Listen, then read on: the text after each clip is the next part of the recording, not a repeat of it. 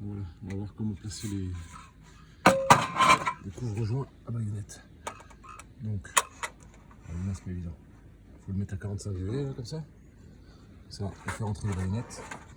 Ensuite, il faut descendre et choper les deux côtés. Donc là, on voit le goudron qui est sur la vis. Là, il faut le laisser. Ça va assurer l'étanchéité. Il faut bien se pousser dessus. Donc là-haut, ensuite, tirer le fond pour être mis correctement. Et voilà.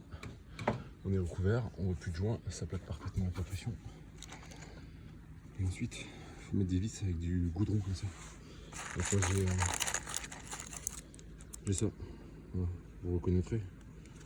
Hein, donc on met le goudron avec la visseuse.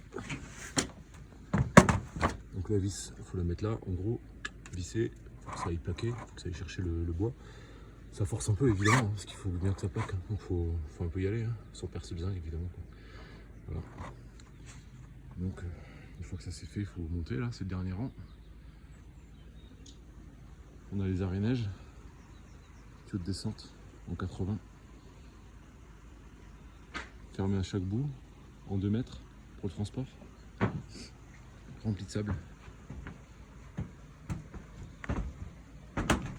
Le sable, on va l'appliquer dans le bac à sable. Et donc les égouts là, qui ont été traités aussi. C'est relativement propre, avec à chaque fois les soudures qu'il a fallu faire pour fermer l'angle. Donc les bacs à chaque fois, le toit il n'est pas de niveau, hein. Il y a 80 cm de pente. C'est naturel, c'est comme ça, dans les Alpes il y a beaucoup de choses comme ça. Donc à chaque fois on commence par la partie basse, comme d'hab en couverture, on revient ici. Donc le bac il n'est pas coupé, soudé, il est rabattu sur le couvre-joint qui descend jusque là. Et l'autre il revient par-dessus, donc toute l'eau qui va naturellement, avec la gravité, vu qu'il y a 80 cm de pente, on voit les coulures là. Les coulures ont toujours de ce côté, comme ça, tout le toit. Donc en fait on va avoir l'eau qui va arriver là, comme ça là, tac, qui va passer par-dessus les bacs, si jamais ça passe par-dessus. Mais il y aura le recouvrement dans le bon sens, donc à chaque fois ça va circuler dans l'eau. Voilà.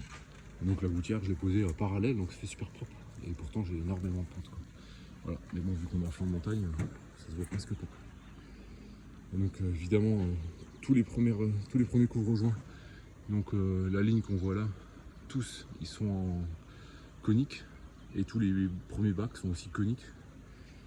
Pour rattraper la différence de longueur de toit, parce que là on a 9,50 m sur ce côté là, et sur ce côté là on a 8 mètres. Donc de loin ça se voit pas, quoi. Voilà. Donc pas trop, quoi, on va dire on a 30-40 mais pas plus. Et voilà, donc ça c'est pour les couvre-joints.